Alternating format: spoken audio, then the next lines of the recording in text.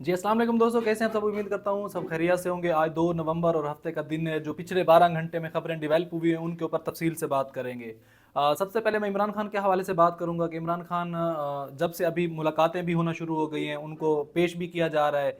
तो जितने भी मामलात हैं, इमरान खान साहब चुप हैं, ऐसे मुंह पे हाथ रखा हुआ है। किसी किस्म की कोई जो पहले मीडिया से गैर रस्मी गुफ्तगू करते थे वो भी नहीं कर रहे। और जो इनके जो लोग बहर आ रहे हैं, जैसे सलमान अकरम राजा जाते हैं मुलाकात करने के लिए, बाकी जो जितने सहाफ़ी जाते हैं वो भी किसी किस्म का कुछ नहीं बता रहे कि इमरान खान साहब अभी क्यों चुप हैं। ऐसा तो नहीं हो सकता कि इमरान खान साहब डर जाएं। इस बात को तो दिमाग से निकाल दें कि वो किसी किस्म इन सिस्टम से डरने वाले नहीं हैं।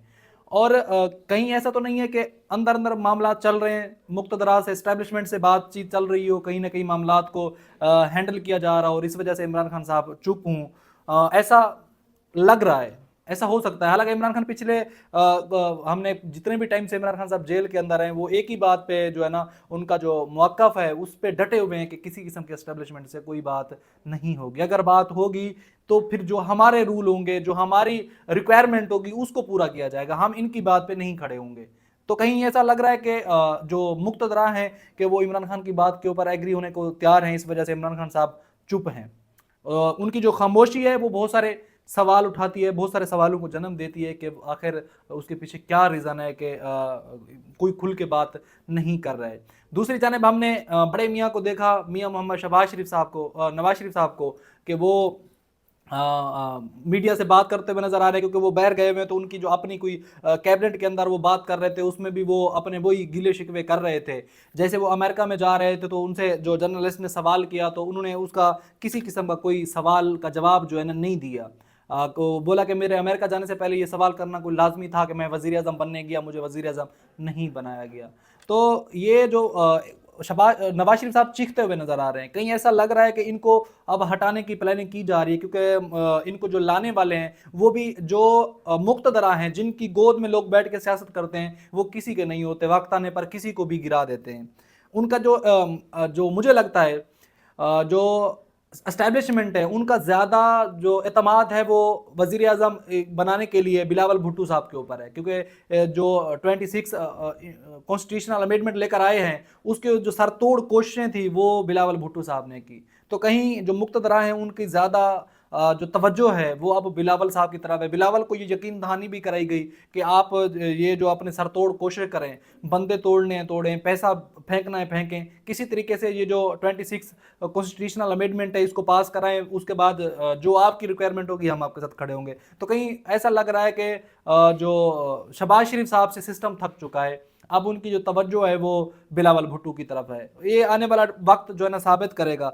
और इमरान खान साहब की भी खामोशी, जैसे मैं आपको पहले कह चुका हूँ, बहुत सारे सवालातों को जन्म देती है। आज भी उनका जी तोशाखाना 2 केस की समाअत हुई है, फिर भी इमरान खान का किसी किस्म का कोई स्टेटमेंट नहीं आया। जैसे मियां गुल हसन औरंगजेब ने तहरीरी हुक्मनामा जारी किया, अदालत ने इमरान खान की दरखास्त जमानत 4 नवंबर को समाअत के लिए मुकर्रर करने की हिदायत कर दी। ये तोशाखाना 2 केस की मैं बात कर रहा हूँ। तहरीरी हुक्मनामे के मुताबिक आफिस ने दरखास्त पर वकालतनामा पुराना होने का इतराज़ आयद किया। वकालतनामे में वकील की दरखास्त जमानत बाद अज़ा गिरफ्तारी दायर करने का इख्तियार किया गया। इस्लामाबाद हाई कोर्ट की जानिब से हुक्मनामे में कहा गया कि बानी पीटीए की दरखास्त पर आफिस का इतराज़ दूर किया जाए। ट्रायल कोर्ट का दरखास्त जमानत मुस्तरद करने के तस्दीक शुदा आर्डर ना होने के का भी इतराज़ आयद किया गया। इमरान खान ने के वकील तस्दीक शुदा आर्डर की कापी अदालत में पेश कर दी। ट्रायल कोर्ट के आर्डर की कापी मुतल्लिका ऑफिस में जमा कराई जाए। ऑफिस दरखास्त जमानत पर नंबर लगाकर केस पीर को समाअत के लिए मुकर्रर कर देगा। ये अब केस जो है ना पीर को दलाइल सुनने के बाद अदालत आलिया ने रजिस्ट्रार ऑफिस के इतराज़ात दूर कर दिए और दरखास्त पीर को समाअत के लिए मुकर्रर कर दी। ये अब तोशाखाना 2 जो केस है ये पीर को लगेगा। और दूसरी जानब हम ये भी देख रहे हैं, जैसे या अफरीदी भी फुल इन एक्शन है। जितने भी काजी साहब के धुंधले एक बदतरीन जो फैसले थे, उनसे उनको कलदम उनसे थोड़ा पीछे हट रहे हैं। उन फैसलों को रिवर्स किया जा रहा है जो काजी साहब के फैसले थे। आज भी चीफ जस्टिस या अफरीदी ने 28 जुलाई को साबिक चीफ जस्टिस काजी फैज़ा की जानिब से लाहौर हाई कोर्ट भेजे गए 3 रिसर्चर को वापस बुला लिया। ज़राए के मुताबिक साबिक चीफ जस्टिस काजी फैज़ा की जानिब से 3 रिसर्चर को लाहौर हाई कोर्ट वापस भेज दिया गया था, जो सुप्रीम कोर्ट के सीनियर जज जस्टिस मंसूर अली शाह की टीम का हिस्सा थे। जैसे चीफ जस्टिस ऑफ पाकिस्तान जैसे या अफरीदी ने तीनों रिसर्चर को डेम्यूटेशन पर वापस सुप्रीम कोर्ट बुला लिया। रिसर्चर में सीनियर सिविल जज जफर इकबाल, सिविल जज हसन रियाद और सिविल जज वकास अली मज़र शामिल हैं। ये रिसर्चर जस्टिस सैयद मंसूर अली शाह की टीम का हिस्सा थे।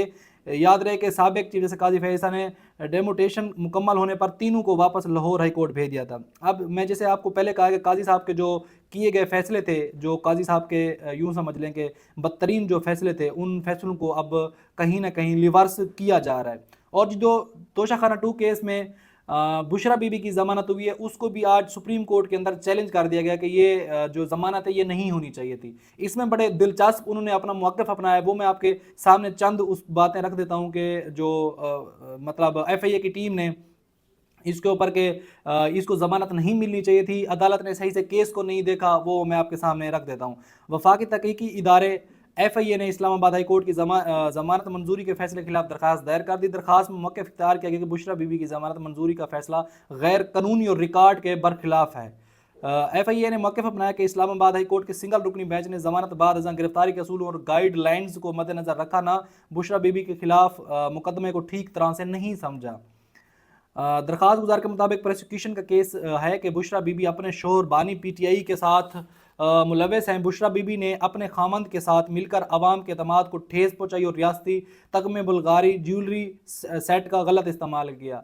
भी इससे पहले ये भी तो बताएं कि इतने साल से 1947 के बाद पाकिस्तान आज़ाद हुआ है, कोई एक तवाइफ बताएं जिसके ऊपर एक लीगली तरीके से इन लोगों ने लिया हो, जो पहले जो ना बारियाँ चेंज करके हुकूमतें कर रहे हैं।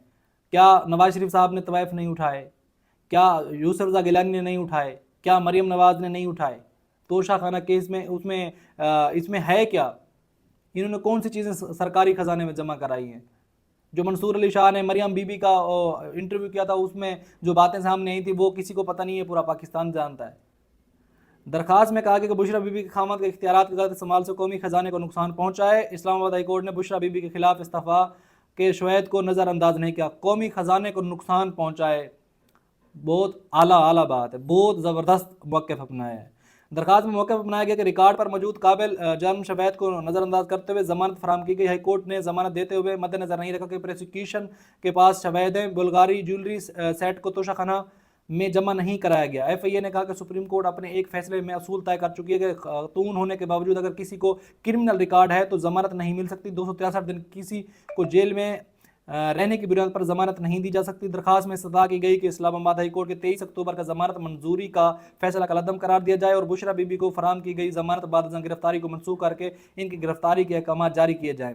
इससे कबल तोशाखाना 2 केस में FIA ने इमरान खान की अहलिया बुशरा बीबी की दरखास्त ज़मानत की मुखालफत की थी। ये जी बुशरा बीबी के जो केस है उसको चैलेंज कर दिया गया है। आप देखते हैं कि इसके ऊपर क्या होता है, सुप्रीम कोर्ट क्या अपना मौक़िफ़ बनाती है। आज जी अली अमीन गंडापुर फिर से उन्होंने अपना एक स्टेटमेंट दिया है, वो भी मैं आपके सामने रख देता हूँ। 9 मई के सुबाबी में बड़ा एहतजाज करेंगे, मुल्क को बंद करने का लाएअमल दिया जाएगा, अली अमीन गंडापुर।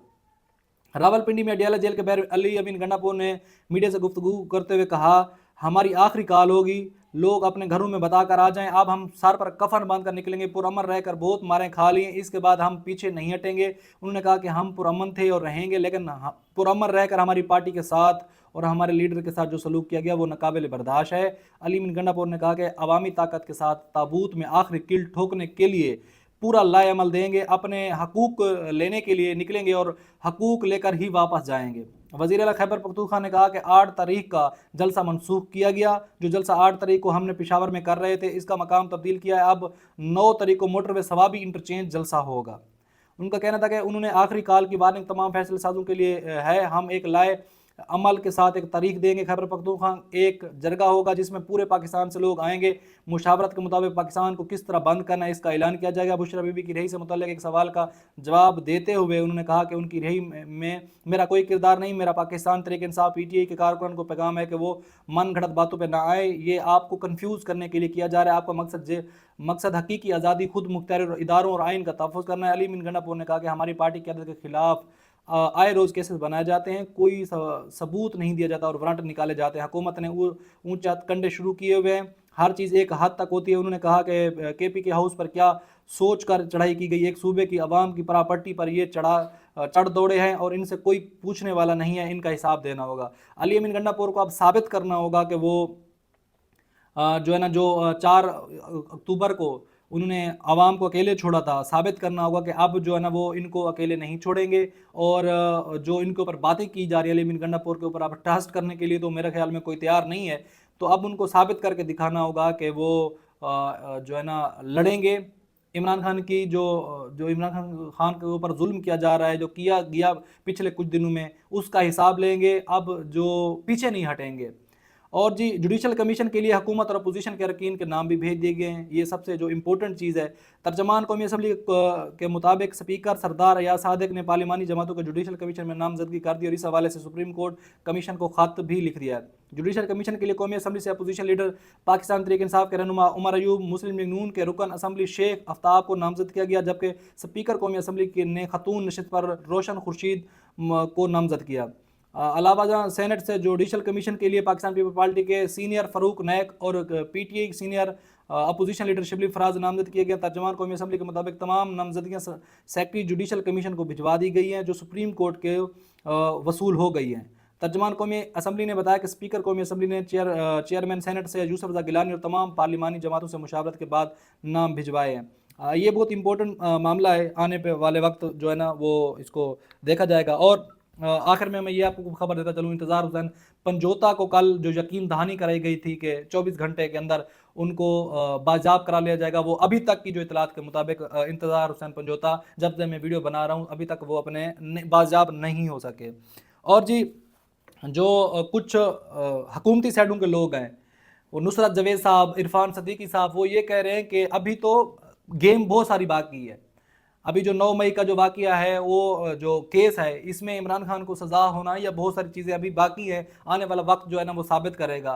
حالانکہ مجھے جہاں تک لگتا ہے، کیونکہ چیزیں نظر آنے لگ جاتی ہیں، اب عمران خان صاحب کے اوپر تھوڑا یوں سمجھ لیں کہ ہولا ہاتھ رکھا جا رہا ہے، کہیں ایسا لگ رہا ہے کہ اندر سے معاملات سیٹل کیے جا رہے ہیں، اور بعد میں کچھ دنوں تک ثابت بھی ہو جائے گا۔ اس میں 4 کو یہ توشہ خانہ 2 کیس کی بھی سماعت ہوگی، تو ساری چیزیں جو ہے نا دن بدن کلیئر ہوتی جا رہی ہیں۔ اب تک کے لیے اتنا ہی، اپنا بہت سارا خیال رکھیں۔ پاکستان زندہ باد۔